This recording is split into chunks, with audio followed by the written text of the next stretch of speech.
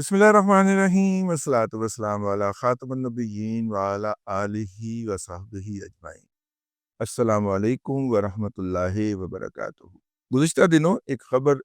پاکستان کے social media کے اوپر گردش کرتی رہی، لیکن ہم نے کہا کہ شاید کوئی اور اس کے اوپر کر دے، لیکن کسی نے بھی کم از کم ہماری نظر سے نہیں گزرا جو ہے وہ ولاگ نہیں کیا، تو ہم نے کہا یہ بھاری پتھر ہمیں اٹھا لیتے۔ ہوا کچھ یوں ہے کہ ایک ایگزیکٹو آرڈر کے ذریعے وائس آف امریکہ، جو امریکہ کا ایک ریڈیو ہوا کرتا تھا اور اب ڈیجیٹل میڈیا کے آنے کے باعث وہ اپنا مقام تلاش کرنے کے اندر مصروف تھا، اور کبھی وہ ڈیجیٹل کی طرف جاتے تھے اور وہ بڑے کہ اس کے اندر کام تھے۔ وائس آف امریکہ کی مختلف زبانوں کے اندر سروسز تھیں، جن کے اندر اردو بھی شامل تھا، پشتو بھی شامل تھا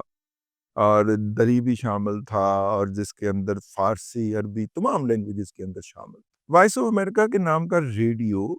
اور ریڈیو سگنل جو ہیں اس کے بڑے بڑے ٹرانسمیٹر دنیا بھر کے اندر لگے ہوئے تھے۔ کولڈ وار کے پس منظر کے اندر لانچ کیا گیا تھا۔ کولڈ وار جبکہ روس اور امریکہ دوسری جنگ عظیم کے بعد ایک دوسرے کے ساتھ نبرد آزما ہوئے، تو اس کے اندر انہوں نے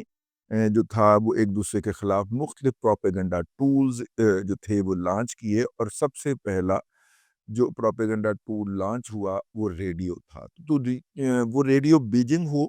وہ ریڈیو ایران زاہدان کے مقام کے اوپر ٹرانسمیٹر تھا ایران کا، جس کے ذریعے وہ اردو کے اندر پاکستان میں پروپیگنڈا جونکا کرتا تھا، وہ دوردرشن ہو، ٹھیک ہے، اس کے بعد بی بی سی، ان سب کا مائی باپ مدار المہام بی بی سی ہو، یہ تمام جو تھے یہ پوسٹ سیکنڈ ورلڈ وار یعنی دوسری جنگ عظیم کے بعد ایک دوسرے کے خلاف پروپیگنڈے کے لیے لانچ کیے گئے۔ کچھ لوگ کہتے ہیں کہ پہلی جنگ عظیم کے دوران بھی یہ استعمال ہوئے، اور ان کے ذریعے سگنلز جو تھے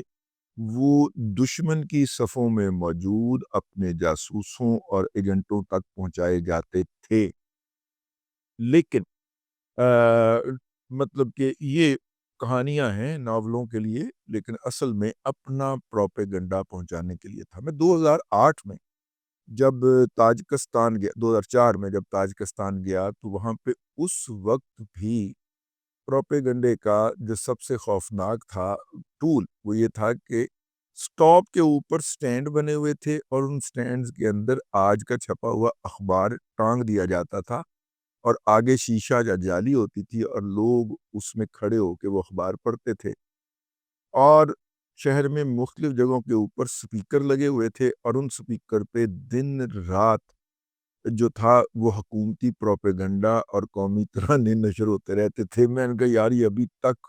اسی مائنڈ سیٹ کے اندر ہیں، حالانکہ روس کو وہاں سے گئے ہوئے کم از کم بھی 12 سال ہو چکے تھے جب میں وہاں پہ تاجکستان گیا تھا، تب کی بات کر رہا ہوں۔ وہ ابھی تک اسی میں تھے، اب ہو سکتا ہے کہ بہتری آ گئی ہوں۔ تو میں عرض کر رہا تھا کہ یہ وائس آف امریکہ کا ریڈیو تھا، وائس آف جرمنی بھی تھا، اسی طرح بی بی سی بھی تھا، یہ وائس آف امریکہ کا ریڈیو تھا، یہ قائم دائم چلا آ رہا تھا۔ دوسرا پھر امریکہ بہادر، اور امریکہ بہادر کے کھلے اور لمحے خرچے، اور اس وقت دیکھیے نا $4 ٹریلین اس کا سالانہ ریونیو ہے، اور $6 ٹریلین اس کی ریاست کا خرچہ ہے۔ تو یہ $2 ٹریلین کسی نہ کسی نے تو کام کرنے تھے، ٹھیک ہے، جس نے کرنے تھے اس کو بڑا دل کڑا کر کے سخت فیصلہ لینا تھا، تو ٹرمپ صاحب نے لے لیا فیصلہ، لیکن یہ فیصلہ بنتا نہیں تھا، کیونکہ یہ بہت ہی مارجنل سا خرچہ تھا اس کا، اگر اس کے $2 ٹریلین کے لاس کی بات کی جائے تو۔ لیکن ہوا یہ، اصل کہانی یہاں سے شروع ہوتی ہے۔ یہ پاکستان کے اندر ہم سوار ہو جاتے ہیں نا جرنلسٹ، حکومت کے اندر کے اس نے جناب فلانے کو نوکری سے نکلوا دیا، فلانے کو یہ کر دیا، تو ان لوگوں، وہ سارے لوگ ذرا آگے گیا جو ان لوگوں کے لیے سبق۔ فرانس کے جو صدر ہیں وہ امریکہ کے دورے پہ تشریف لاتے ہیں، اور جیسا کہ آپ کو پتا ہے کہ جب بھی کوئی بیرون ملک سے آتا ہے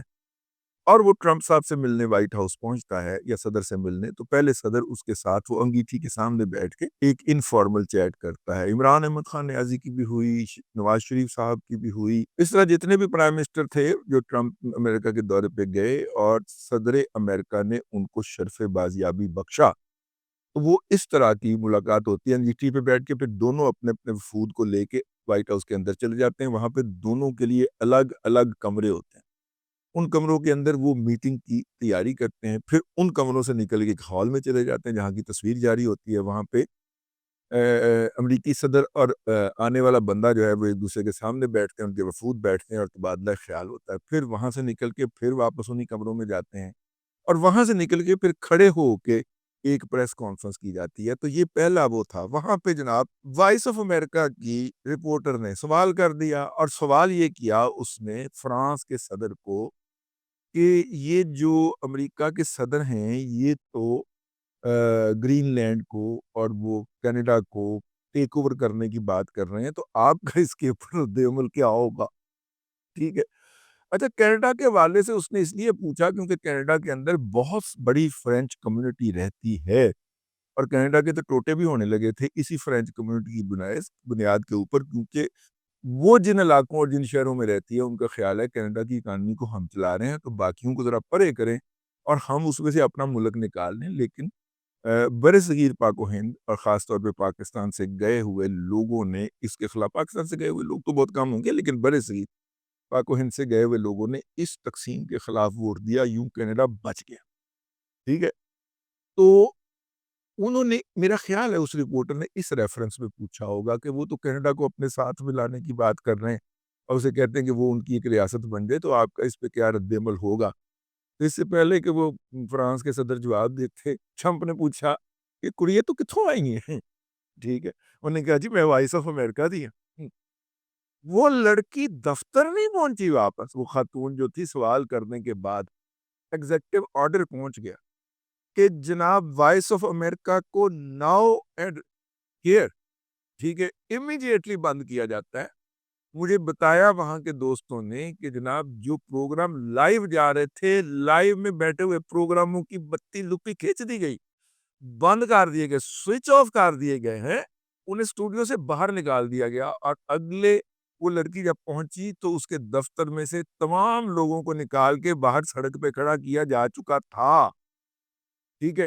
اتنا ٹرمپ جو ہے اس بات پہ غصے میں آیا کہ جناب انہیں میرے بارے سے میرے سامنے بیٹھ کے فرانس کے صدر، ٹھیک ہے، اس کو سوال کر دیا، ایسی تیسی اس کی ڈپارٹمنٹ بھی فش کر دیا اس نے۔ آپ اندازہ فرمائیے کہ یہ ٹرمپ صاحب کی اس حرکت کے اوپر میری نظر سے نہیں گزرا کہ امریکہ کے میڈیا کے اندر کوئی لکھا گیا ہو، وہاں کے نیشنل پریس کلب نے جناب آ کے ہڑتال کر دی ہو، اور جناب مطلب سینٹ کا یا کانگریس کے اجلاس کا بائیکاٹ کر دیا ہو، یا انہوں نے سینٹ کے باہر یا ان کا جو کانگریس ہے، قومی اسمبلی کو کانگریس کہتے ہیں اپنی، ان کی اس کے باہر انہوں نے ہڑتالی کیمپ لگا دیا، کچھ بھی نہیں ہوا۔ 1400 لوگ یک جنبش قلم ایک لمحے میں، یعنی کہ مجھے بتایا گیا ہے کہ وائس آف امریکہ کا دفتر وائٹ ہاؤس کی بغل میں ہے۔ وائس آف امریکہ کا دفتر وائٹ ہاؤس کی بغل میں ہے، اور اس بغل سے اٹھ کر جو تھا، مطلب کہ اس لڑکی کو پیدل جاتے ہوئے 10-15 منٹ لگے ہوں گے میکسیمم اس پریس کانفرنس کے ختم ہونے کے بعد، لیکن اس کے دفتر پہنچنے سے پہلے آرڈر جو تھا وہ جاری ہو چکا تھا اور ایگزیکیوٹ ہو چکا تھا۔ ٹھیک ہے۔ اور ان کو نکال کر پورے سٹاف کو جو کہ اس وقت کام کر رہا تھا اس کو نکال کر سڑک پہ کھڑا کیا جا چکا تھا۔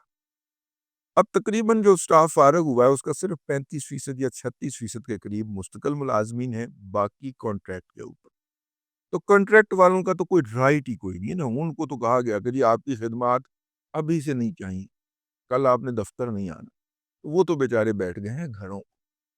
اور جو باقی 35% ہیں ان کو آفر ہوئی ہے کہ جناب آپ کو 8 مہینے کی سیلری دے دیتے ہیں۔ اچھا، ان دی مین ویل ایک اور بھی ڈیولپمنٹ ہوئی نا کہ ان میں سے کوئی ملازم جو تھے وہ اکٹھے ہوئے، جو پرماننٹ ملازم تھے، اور وہ چلے گئے کورٹ کے اندر، اور کورٹ نے یہ آرڈر پاس کر دیا کہ جناب آپ اس طرح تو وائس آف امریکہ کو ختم نہیں کر سکتے، ٹھیک ہے، اور نہ ہی ملازمین کو فارغ کر سکتے ہیں۔ ان کے اس آرڈر کے بعد حکومت نے، یہ کوئی ہائی کورٹ لیول کا آرڈر ہے، تو اس کو واشنگٹن منتقل کروانے کا فیصلہ کیا۔ ہائی کورٹ کا یا لوور کورٹ کا ہوگا، لوور کورٹ ٹائپ کا آرڈر ہے، اس کو انہوں نے کہا جی ذرا واشنگٹن کے ہائی کورٹ میں اس کو لگوائیں، اور صدر نے اپنے خصوصی اختیارات استعمال کرتے ہوئے وہ کیس واشنگٹن بلا لیا، ٹھیک ہے۔ اب مسئلہ یہ ہے کہ اگر وہ کیس وہاں پہ لگ گیا ہے اور لگ جائے گا مستقبل کے اندر، تو زیادہ امکان ہے کہ وہاں سے وہ ان کو جو ریلیف ملا ہے وہ اڑا دیا جائے۔ نہیں بھی اڑایا جائے گا تو وہ اپیل میں جائے گی۔ حکومت آخری حد تک، امریکی حکومت آخری حد تک جانے کے لیے، کیونکہ کہا یہ جا رہا ہے کہ امریکی صدر یہ محسوس کرتے ہیں کہ ان کی انا جو ہے وہ ڈسٹرب ہوئی ہے اس سوال کے نتیجے میں۔ اب آپ اندازہ کیجئے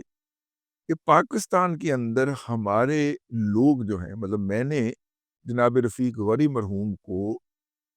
martial law administrator general Pervez Musharraf کے منہ کے اوپر کھڑے ہو کے جب وہ پہلی کانفرنس کر رہے تھے لاہور میں، اور تازہ تازہ مارشل لا لگا تھا، وہ لاہور میں انہوں نے پہلی کانفرنس رکھی اسلام آباد کے بعد، اور اس میں کھڑے ہو کے غوری صاحب نے کہا کہ جناب ایوب خان صاحب آئے تو ہمیں گوہر ایوب دے کر چلے گئے، ضیاء الحق صاحب آئے تو اجاز الحق دے کے چلے گئے، آپ بلال مشرف دے کے کب جائیں گے؟ اور ماشاء اللہ لگے ابھی کوئی میرا خیال ہے ہفتہ 10 دن ہی ہوئے تھے، ٹھیک ہے، اور رفیق غوری صاحب پھر اسی شہر میں رہے اور زندہ رہے اور انہی سڑکوں پہ پھرتے رہے، کسی نے ان کو کچھ نہیں کیا۔ نوکری انہوں نے کڈیا نہیں جا سکتا جی، کیونکہ نوکری انہوں نے ساری عمر کی تھی نہیں میرے طرح، ٹھیک ہے۔ تو خیر میں تو کہا گئی ہوں پی ٹی وی تھی، لیکن انہوں نے بالکل ایسا نہیں کو حرکت نہیں کی۔ انہوں نے بھی آخری عمر جو پی ٹی وی تھی چھوٹی نوکری کر لی تھی، کیونکہ بچوں کے خرچے بڑے بڑھ گئے تھے، لیکن ان کو کسی نے کچھ نہیں کہا، ٹھیک ہے۔ جس وقت انہوں نے سوال کیا ان کو کسی نے کچھ نہیں کہا، کوئی فزیکلی ہارم نہیں کیا، اور میرا مطلب ہے کہ پاکستان کے اندر بہرحال اتنی تو آزادیاں ہیں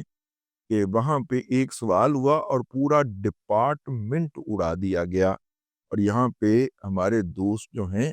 وہ نہ صرف کہ سوال کرتے ہیں بلکہ بعض اوقات تو ہیملیٹ بھی کرتے ہیں اپنے منسٹرز کو، پرائم منسٹرز کو، اور منہ کے اوپر بیٹھ کے جو منترے بولتے ہیں اور جو چورے مارتے ہیں، جو کھچے واڑتے ہیں، ٹھیک ہے، ان کا تو شمار ہی کوئی نہیں نا، اور ان کو کوئی پوچھنے والا نہیں ہے۔ اس کے باوجود سرکار جو ہے اربوں روپے کے اشتہارات میڈیا مالکان کے اوپر وار کے پھینک دیتی ہے ان کی جیبوں کے اندر ہی، ٹھیک ہے، اور ان کو کہتی کلاتی کچھ نہیں ہے۔ تو یہ فرق جو ہے یہ کیلکولیٹ ہونا چاہیے۔ اگر آرمی چیف نے کہا جی ہارڈ سٹیٹ ہونی چاہیے، تو ہارڈ سٹیٹ کو پھر ہارڈ سٹیٹ بننا چاہیے، ٹھیک ہے نا۔ میں یہ نہیں کہتا کہ پڑھ کے سارے سڑک تے لمحے پا کے چھتر مارنے شروع کر دو، لیکن ریاست کا کچھ نہ کچھ تو ہونا چاہیے۔ اور جو ریاستیں ہیں، اور میں نے امریکہ بہادر کی آپ کو مثال عرض کر دی ہے، جو ریاستیں ہیں وہ پھر اس طرح سے روب عمل آتی ہیں۔ بہرحال یہ ایک بات پتہ چلی، میں نے کہا آپ کے علم میں لے جائے۔ اب تک کے لیے اتنا ہی، اگلے ولاگ کے اندر پھر حاضری ہوگی۔ اللہ تبارک و تعالیٰ آپ کو آسانیاں عطا کرے اور آسانیاں خلق خدا میں تقسیم کرنے کی توفیق عطا کرے۔